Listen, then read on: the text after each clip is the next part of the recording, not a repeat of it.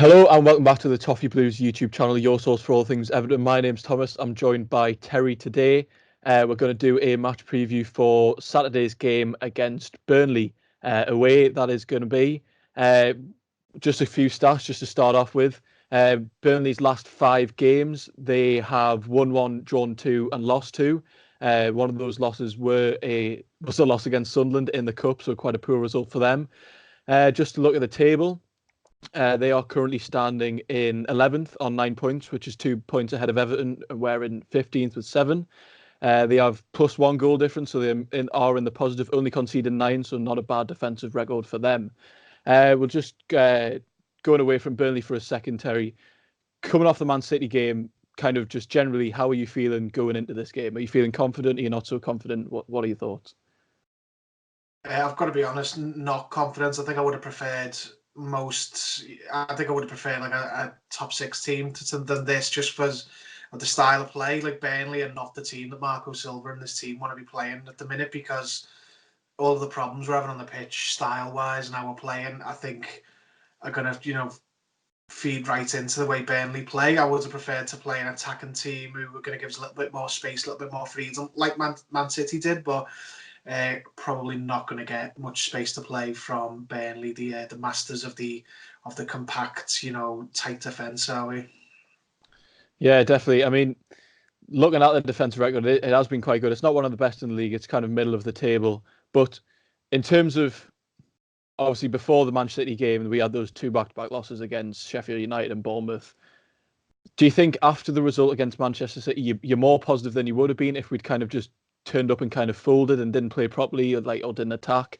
Or do you think that doesn't really make a difference because it is Manchester City and they are going to attack, and that suits our kind of want to play attacking football more?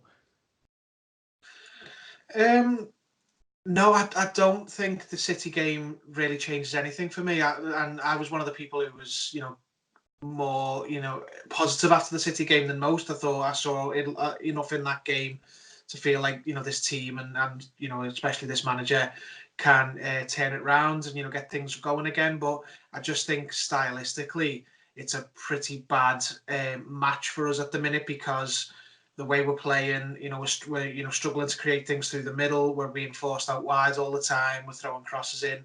That is music to the ears of this Burnley team. Like, even though they've not got the greatest defence so far this season, but stylistically, they probably quite happy to be playing Everton at the minute, and it's up to us to I want to see a change in approach for this game. We can't play the same way as we have been, because it's just not going to work. But having said that, the quality of player is, markedly different than when we played Man City. So hopefully, going into the game with, on paper at least, the much better players, hopefully we can make that little bit of quality show, because we have done it. We did it last season away at Burnley again. We won 5-1, and I think on that day it was just a case of better players just shone through. I mean, Christmas period, all these mad results can be thrown up, but we need to put a marker down now and stop, the rot. If we lose another game, then it really is gonna, all hell's gonna break loose. I think it's time to to get a win, and this is the game it's got to be, I think.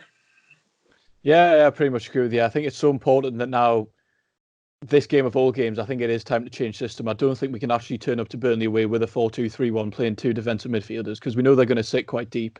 They are kind of the experts at sitting compact. And I think if we turn up there and kind of play Delph and Schneiderlin, immediately the fans aren't going to be happy. They're going to be on Marcus Silva's back instantly. And it's not really what you need. And I think it's so important now that we do change system. We do go more attacking.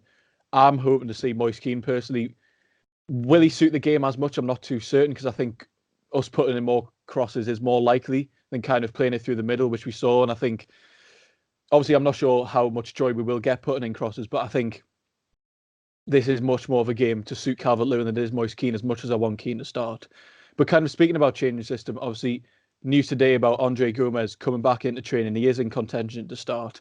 How important do you think that's going to be? Do you think he'll have an impact straight away, and do you think it'll be that obvious, or do you think he might start on the bench, or what are your thoughts there? Again, it's probably not the game he wanted to play, coming back off an injury at Burnley, because it's going to be quite physical. It's going to be quite taxing. on the body, but we have missed him. He's got his detractors. He doesn't do enough. This, that, and the other. But you can see the difference in the quality of football from the midfield when he's not there. So I think he will start. But just going off what you said then about Moise Kean and Calvert-Lewin, I would love. Whether we'll see it or not, I don't know. But to see the manager go with a 4-3-3 in this game, because in the last when we played Burnley last year away, we played 3-4-3, and we had a proper front three that stayed high up the pitch, and they couldn't live with it. And I would love to see that. I'd love to see Calvert-Lewin, Moise Kean, and Richarlison start as a front three with a middle three with Gomez, Delph, Iwobi maybe. He's played there for Arsenal, but a proper change and a proper style change. Because as you've touched on there, the 4-2-3-1 it's not been working anyway, but I think it'd work even less against a team like Burnley away from home. Yeah, definitely. I'd love personally to see, obviously maybe this isn't the game for a 4-4-2, but to see Calvert-Lewin and Moise Kean starting up front together, I'd personally love to see that, because obviously they have slightly different strength. Moise Kean's much better at getting the ball down, kind of beating his man. Calvert-Lewin's obviously his aerial presence is much better than Moise Kean's, and we saw a lot against City. Kind of when the ball went long, Iwobi was always making that kind of inside run. He was ready on the knockdown for Calvert-Lewin, and that looked threatening at times. It didn't quite unlock their defence a lot, but kind of that kind of run and that kind of play might be so important against, obviously, Tarkowski and May have been very consistent defensive duo in the past few years for Burnley now. And I think just looking at Burnley's form, really, they've only lost 2 in the league this season. That was against Arsenal and Liverpool. So they clearly are very solid. And those games weren't exactly landslides either. And the Arsenal game, definitely, they didn't play badly at all. So it wasn't as if they've turned over and lost. They are a very, very decent side. And kind of looking how they're going to line up, I kind of just rattle through their likely starting 11 here. Probably Nick Pope will start in goal. Lowton at right back, Tarkowski, me, and Peters. And then they normally playing a 4-4-2 with Hendrick out wide, Westwood, Cork, and McNeil on the left. And then Wood and Barnes up front. Kind of from that starting 11, who do you think is their biggest danger man? Who do you think poses the biggest threat to our team? Oh, the front two, Wood and Barnes, because they're two old-fashioned English centre forwards, and Mina and Keane are going to have to be right on their game to deal with that. Because, and to be fair to them, they've dealt with similar types of strikers already this season. They did well with Trey Deeney, done well with Christian Benteke, but it's going to be difficult for them, because they're old. I said they're old-fashioned centre forwards. The dark arts of football are no stranger to them. Like the little cheeky stamping on the foot and pinching and all. I'm sure all that will be going on, and it's just Michael Keane will be used to that. But whether Yerry Mina's going to be a big fan of that type of running battle is another thing. I think Mina's going to have to be. He's going to have to keep us cool in this game, because I could see him losing his temper once or twice. So probably the front two, and Dwight McNeil's a good player as well. He's a very going to be a bit harsh terminology, but he's a very un-Burnley-like player. He's creative, he's progressive, but good player. But the front two worry me, because it's the simple things that undo us all the time, and you don't get more simple than that to orthodox number 9 centre forwards. Yeah, definitely. I think in terms of the two front strikers, obviously we're hoping Calvert-Lewin and Keane become better players than them, but I think they do have a lot to learn from that kind of system if they are going to start 2 up top. Ashley Barnes and Wood, they've kind of got the 2 up front kind of down to a T. They know their system. The whole team kind of says a lot to the work of Sean Dyche. They know their system well, and they play very effectively in it. Obviously, Ashley Barnes, I think he has 4 goals so far this season. I think Chris Wood might have 3 in his last 2. So they clearly, it's not as if they kind of just nick results. They know exactly what they're doing. And that, I think that's been our downfall a lot in games, not even just this season, but last season as well. When we come up against teams who have a system and they know exactly what they're doing, that's kind of been our downfall, and especially when they're defensive. So just looking back to last season, Newcastle away, awful day for everyone involved. 2-0 up, losing 3-2. That kind of is, that Newcastle team under Benitez was one of the most organised, and they understood their roles perfectly. And I think when we come up against teams like that, we have been known to fold, and it is so important that we kind of get at them and attack straight from the start. Obviously, we didn't really expect it last year, but obviously on Boxing Day it was the 5-1 win. We scored goals from set pieces there. How important do you think set pieces are going to be in this game? Obviously, Burnley might be expected to be able to defend set pieces as well, but we scored, I think it was 2 or 3 goals from set pieces. Do you think they'll play more of an important role in this game? I think they'll be key in the game, to be honest, both defending and attacking them. We need to be so careful not to be giving away these silly fouls, because we struggle to defend set pieces, and they've obviously got the big lads to send up from defence. They've got 2 strikers. With good money to probably good odds to concede set pieces against Burnley. So we need to be on the money defending them, and we need to take advantage of them when we score them, because we're not going to get a lot of chances from open play, considering how low they're going to be, and defensive they're probably going to be set up, Burnley. So I can't see us playing little triangles, little 5-a-side moves around their box, because they're just not going to allow it. So I think any set pieces we get, we need to take advantage of. And if Sigurdsson does play, which he probably will, he needs to earn his keep, because he's not been pulling his weight on the goal front so far this season. We need to see more from him, because as soon as Gabaman is back fit, if he was back fit this week, I think it'd be Sigurdsson to be straight out the team. He needs to start putting a marker down. He doesn't want to lose his place long term. Yeah, absolutely. I mean, I think, did Digne score 1 or 2 free kicks last year? I can't really be sure, but obviously Digne was so important in that game from his free kicks and his corners. He has been slightly disappointing this year. Some of his corners haven't been quite living up to expectations. And I think personally for me, he's been one of our most disappointing players, and he hasn't put in the performances that we kind of expected off the back of last season. So in terms of Sigurdsson and Digne, this really is the time for those two to step up, because set pieces will kind of make or break the game, as you said, because open play chances are few and far between when you come up against teams like Burnley. But it's so important for those two now to really step up at corners, at set pieces generally, wide free kicks.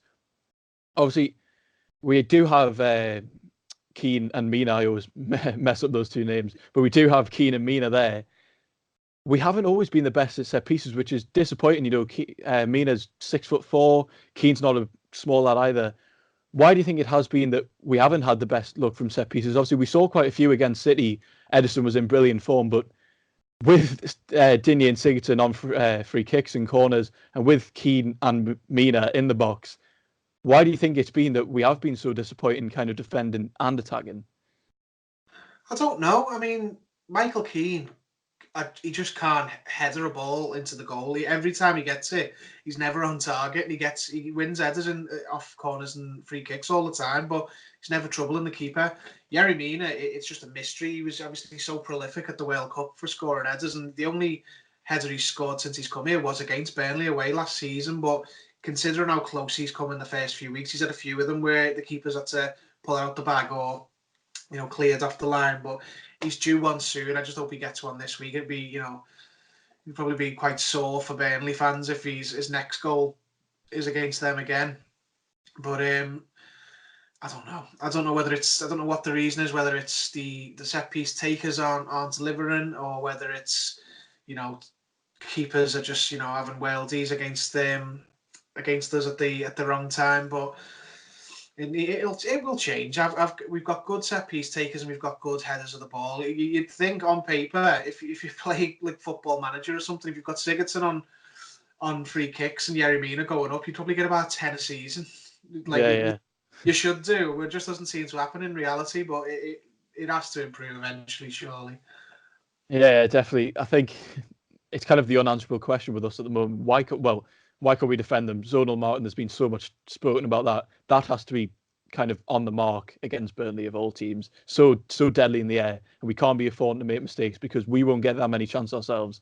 And if we are giving away cheap free kicks, and then we know how important they are, how clinical they are from attacking set pieces, it has to be so important that we have defended down to a T. And then going forward, Mina just has to do better. Obviously, Ederson did have a brilliant game, but a lot of Mina's headers were kind of in his general vicinity, was kind of directly at the keeper, and some of his saves were great. Some of his saves didn't have to be. I think it's so important there. And just kind of going back to what you touched on before, you kind of mentioned you wanted to see maybe a 4-3-3 with the Iwobi dropping back. That was kind of what you want to see. Realistically, what do you think the team will be, and what do you think we can expect from the system, the players, anyone dropping, anyone coming in? Oh, I don't think we will see the 4-3-3. I'd be very surprised and very impressed if we do, because the key man for the 4-3-3 is Kabam, and he's not back. I think we will see Gomez come in. We'll probably get something very similar to what we got against Wolves, but I think Calvert-Lewin will start ahead of Moise Kean, which is fair enough. You know, he's scoring goals regularly. You don't want to take him out the team, and plus Moise Kean might not be the appropriate fit for a game, you know, away at Burnley to start, because you know, Calvert-Lewin's physically, you know, a bit better. He's more used to the league. He knows what he's going to be up against. So I'd probably say it'll be Pickford, Coleman, Mina, Keane, Luca Dean, Delph and Gomez, Richarlison, Iwobi, Sigurdsson and Calvert-Lewin. Yeah, I'm pretty much just in agreement with all the players there.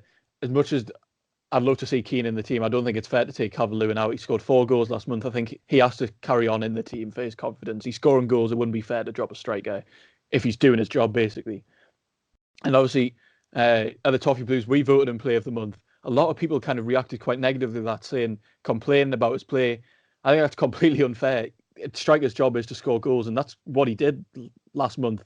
Whether that was nicking Coleman's dink over the keeper or all of that, I think the only thing he can do is score goals. And I think if people are criticising him for that, I think that's completely unfair. He scored 4. He did what was asked of him, and I think he'll stay in the team again.